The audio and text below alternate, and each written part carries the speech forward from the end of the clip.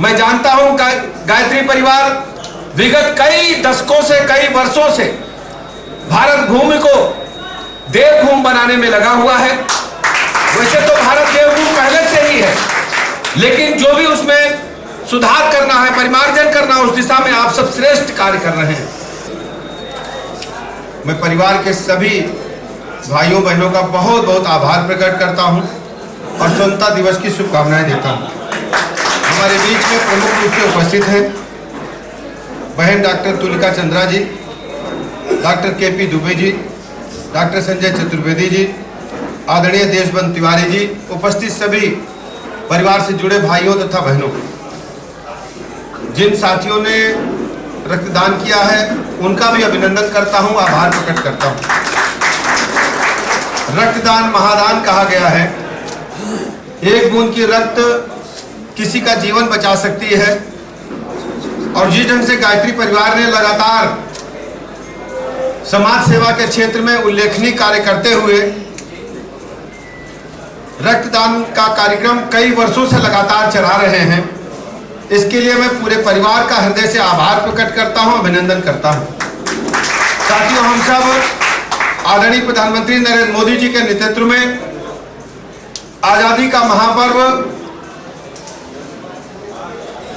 अमृत महोत्सव के रूप में मना रहे हैं।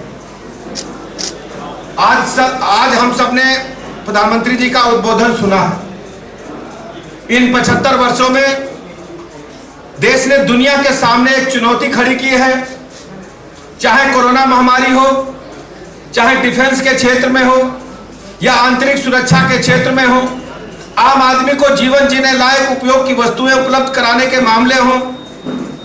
हर स्थिति में भारत दुनिया के सामने बहुत तेजी के साथ आगे बढ़ता हुआ राष्ट्र अपने आप को प्रस्तुत कर पाया है। यह सब संभव इसलिए हो पाया कि आप जैसे महापुरुषों ने भारत की बागडोर को अपने हाथों में लग रखा है। मैं जानता हूं गायत्री परिवार विगत कई दशकों से, कई वर्षों से भारत भूमि को देवभूमि बनाने में लगा हुआ है। वैसे तो भारत देवभूमि पहले से ही है, लेकिन जो भी उसमें सुधार करना है, परिमार्जन करना है, उस दिशा में आप सब श्रेष्ठ कार्य कर रहे हैं। मैं इस श्रेष्ठ कार्यों के लिए आपकी संस्था को, आपके मुखिया को, माता जी को बहुत बहुत शुभकामनाएं देता हूं। मुझे हरिद्वार जाने का कई वर्षों पहले अनुभव मिला था। जिस ढंग से उल्लेखनीय कार्य आप सब कर रहे हो, अपने जीवन की आहुति दे करके कर रहे हो, आपको समाज से कुछ लेना नहीं है, आप समाज को कुछ देने के लिए आए हो। इस उल्लेखनीय कार्य के लिए आपका मैं हृदय से अभिनंदन करता हूं, बहुत आभार प्रकट करता हूं। साथियों, एक अपील करना चाहूंगा, जिस ढंग से आदरणीय प्रधानमंत्री नरेंद्र मोदी जी के नेतृत्व में हम सबने अमृत महोत्सव मनाया, इसके साथ ही साथ जो अभी 75 वर्ष हम लोगों ने पूरे कर लिए, 76वें वर्ष में हमने स्वतंत्रता दिवस में प्रवेश किया है। आने वाले 100 वर्षों में भारत की रूपरेखा क्या होगी, इसको 100 वर्ष का जब हम आजादी का दिवस मनाएंगे, स्वतंत्रता दिवस मनाएंगे, इन 25 वर्षों के काल को आदरणीय प्रधानमंत्री जी ने अमृत काल का नाम दिया है। हम सबको इस अमृत काल के समय को दुनिया के सामने एक ऐसी चित्र प्रस्तुत करना है जो महसूस कर सके कि भारत अब वो राष्ट्र नहीं है जिसको सपेरों का देश कहा जाता था, नाचने गाने वालों का देश कहा जाता था।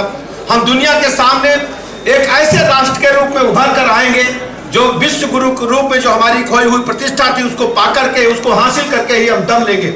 हम जानते हैं जो ताकतवर राष्ट्र, जो प्रभुत्वशाली राष्ट्र अपने आप को कहते थे कि हम अमेरिका, ब्रिटेन, जर्मनी या फ्रांस ऐसे राष्ट्र जो अपने आप को सर्वशक्तिशाली संपन्न राष्ट्र कहते थे, कोरोना महामारी के काल में उन राष्ट्रों ने भी घुटने टेकने का काम किया।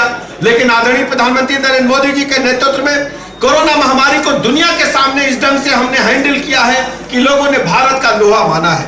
और केवल भारत में, उत्तर प्रदेश में बेहतर काम किया है कोरोना महामारी के काल में। चिकित्सा के क्षेत्र में, चिकित्सा शिक्षा के क्षेत्र में हम बेहतर काम कर रहे हैं। दुनिया में आज आप हार्ट का जो आप बाईपास सर्जरी आप देखते हैं, वहां अगर 50 लाख रुपया उदाहरण के लिए खर्च होता है, तो भारत में मात्र कुछ लाख रुपए में हम बाईपास सर्जरी करते हैं। यानी चिकित्सा विज्ञान के क्षेत्र में भारत सर्वश्रेष्ठ भूमिका निभा रहा है। गल्फ कंट्रीज से दिल्ली में आप जाओगे, गल्फ कंट्रीज से ढेर सारे लोग जो चिकित्सा पर्यटन के रूप में भारत आकर के सस्ते में चिकित्सा व्यवस्था लेकर के और घूम करके जाते हैं। भारत ने उल्लेखनीय प्रगति हर क्षेत्र में की है। मैं ऐसे अवसर पर अपने चिकित्सक भाइयों का, भाई बहनों का, पैरामेडिकल स्टाफ का बहुत बहुत आभार प्रकट करता हूं, शुभकामनाएं देता हूं। एक अपील करना चाहता हूं, हम सब जिस कार्य में जुड़े हैं परमार्थ का कार्य है। जैसे हम गंगा स्नान के लिए जाते हैं, जैसे हम पुण्य प्राप्त करने के लिए किसी देव स्थान में जाते हैं, हम गायत्री कुंज में जाकर के, हरिद्वार में जाकर के माँ का आशीर्वाद लेते हैं, बाबा का आशीर्वाद लेते हैं, गुरु का आशीर्वाद लेते हैं, उसी प्रकार हम चिकित्सा क्षेत्र में, मेडिकल कॉलेज या किसी अस्पताल में काम करने का अवसर हमको पुण्य प्राप्ति के लिए मिलता है। ये सेवा का क्षेत्र है, ये धन कमाने का क्षेत्र नहीं है। ढेर सारे लोग हैं जो धन कमाने के लिए दुनिया में आते हैं, कोई व्यवसाय आप कर सकते हैं, लेकिन अगर चिकित्सा जगत को आपने अपनाने का काम किया, सेवा का क्षेत्र है, पुण्य का क्षेत्र है।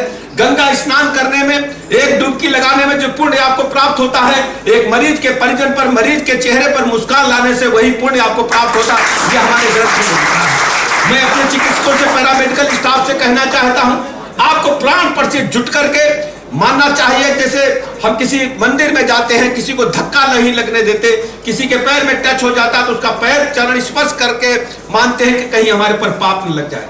ऐसे सभी चिकित्सकों को, परिजनों को अस्पताल परिसर में ऐसा महसूस कराएं कि वो अपने घर में आए हैं, उनकी भगवान की तरह सेवा करें। और एक मरीज जब मुस्कुराता हुआ अस्पताल से वापस जाएगा तो आपको पुण्य मिलेगा, आपको ये इस लोक को भी अच्छा मिलेगा और परलोक भी आपका अच्छा होगा। हमारी जिम्मेदारी इस समय चिकित्सा शिक्षा और चिकित्सा विभाग को देखने की है।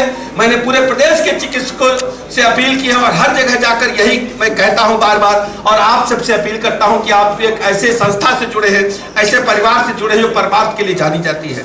आपसे अपील करता हूं, किसी भी परिसर में, अस्पताल में जाएं, चिकित्सकों से जरूर इस बात का परामर्श दें, उनको राय दें कि हमें मरीज को भगवान मान करके सेवा करनी है। सरकारी तौर पर जो निःशुल्क दवाएं उपलब्ध हैं, सरकारी तौर पर जो निःशुल्क जांचें उपलब्ध हैं, सरकारी तौर पर जो अन्य व्यवस्थाएं हमारे पास उपलब्ध हैं, मरीज की सेवा करें, उसे प्रसन्न करके घर भेजें। ये हमारे लिए चुनौती है, इसे हम स्वीकार करेंगे। प्रदेश के 25 करोड़ लोगों को उच्च कोटि की चिकित्सा व्यवस्था देना हमारी जिम्मेदारी है, लेकिन लोग बीमार न पड़े और बीमार पड़ने के बारे में विचार ही ना आए, उनके मन में दर्द ही ना हो, उनके शरीर में पीड़ा नहीं हो। इसके लिए हमें अपनी दिनचर्या को बदलना होगा। दिनचर्या कैसे बदलेगी? हम अपने नौजवानों से कहना चाहते हैं, जो कुछ नौजवान पीछे बैठे हैं या मेरी आवाज को सुन रहे होंगे, मैं आपसे कहना चाहता हूं, अपनी दिनचर्या में हमें परिवर्तन लाना होगा।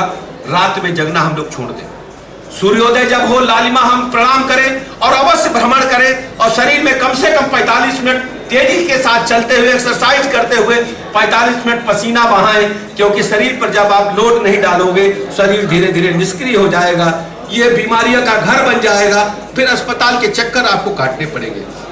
क्योंकि चिकित्सा व्यवस्था की जिम्मेदारी हमारे ऊपर है, तो मैं आप सबसे अपील करता हूं, पहले बीमारी ना पड़े ऐसा योजना हम सबको बनानी पड़ेगी, पूरे शरीर को हमें सोचना। उदाहरण के लिए मैं कहना चाहता हूं, एक नई मोटरसाइकिल आप खरीद लीजिए, उसे लाकर के अपने लान में खड़ा कर दीजिए, कमरे में बंद कर दीजिए, 3 साल बाद जाओगे मोटरसाइकिल स्टार्ट की नहीं होगी। यही हाल हमारे शरीर का है। हर पुर्जे को हमें हिलाना है, पूरी सांस को, जो प्राणवायु कही जाती है, नाखून, अंगूठे के नाखून से लेकर के मस्तिष्क से चोटी तक हमें अपनी सांस को पहुंचाना है। और यही हमारा प्राणायाम है, यही हमारी एक्सरसाइज है। जिस दिन हमें कर लेंगे उस दिन हमारे शरीर में व्याधि दर्द नहीं छू जाएगा। इन लफ्जों के साथ मैं आए हुए सभी साथियों का, भाइयों का, बहनों का हृदय से आभार प्रकट करता हूँ, अभिनंदन करना चाहता हूँ। दूसरा विषय मेरे दिमाग में अक्सर आता है, हमारी जो युवा पीढ़ी है मादक द्रव्यों की तरफ जा रही है। कहीं न कहीं देखते हैं कि कोई न कोई, चाहे बीड़ी, सिगरेट, पान मसाला, शराब, दारू, गांजा, भांग, ढेर सारे मादक द्रव्यों की तरफ जाती है, क्षणिक उत्तेजना के लिए जाती है। उसको महसूस होता है कि हम जन्नत में, जन्नत नहीं है, वो नरक में आपको ले जा रहा है। कि कितना भी जो इलिटरेट व्यक्ति है, बगैर पढ़ा लिखा व्यक्ति है, कोई नई मोटरसाइकिल 80,000 का हीरो होंडा लेकर आए, उससे कहो कि भैया मिट्टी तेल का तेल डाल करके चला दो, मिट्टी तेल से चल तो जाएगी, लेकिन वो कहेगा क्यों मूर्ख बना रहे हो, मिट्टी तेल से चलाएंगे साल भर में 6 महीने में हमारी मोटरसाइकिल खराब हो जाएगी, यही तो कहेगा जो गांव का किसान व्यक्ति, बगैर पढ़ा लिखा व्यक्ति है। लेकिन पढ़ा लिखा व्यक्ति भी 1 लीटर अंदर लेने के लिए शाम को तैयार हो जाता है। ऐसा नहीं करना। ये हमारा शरीर अमूल्य है, हमें भगवान ने दिया है, धरोहर के रूप में है, हमारे माता पिता ने हमें पैदा किया है, सोचिए, आप अपने शरीर को नहीं खराब करते हो, पूरे परिवार की व्यवस्था को डिस्टर्ब करने का काम करते हो। कृपया कोई भी कार्य ऐसा न करें जो हमारे शरीर को क्षति पहुंचाए। अपने शरीर को हम स्वस्थ रखेंगे, परिवार को हम आगे बढ़ा पाएंगे, समाज को आगे बढ़ा पाएंगे। और जब परिवार और समाज आगे बढ़ेगा तो हमारा प्रदेश और देश अपने आप आगे बढ़ जाएगा। हमारे अस्पतालों पर बोझ कम आएगा, और जब अस्पताल पर बोझ कम आएगा, जो हमारी चिकित्सीय व्यवस्था में धनराशि हमारे परिवार की खर्च होती है, हमारी सरकार की खर्च होती है, वो डेवलपमेंट पे हम लगा पाएंगे, परिवार में और बेहतर ढंग से रख पाएंगे। एसी लगवा लेंगे, टेलीविजन बड़ा ले लेंगे, कार मोटर छोटी है तो बड़ी कार मोटर लेंगे, 1 मंजिल मकान है तो 2 मंजिल का बना लेंगे। पैसे बचाएंगे तो सरकार आपका परिवार दोनों प्रगति करेगी। इन्हीं लफ्जों के साथ मैं आप सबका आभार प्रकट करता हूँ। बहुत बहुत धन्यवाद।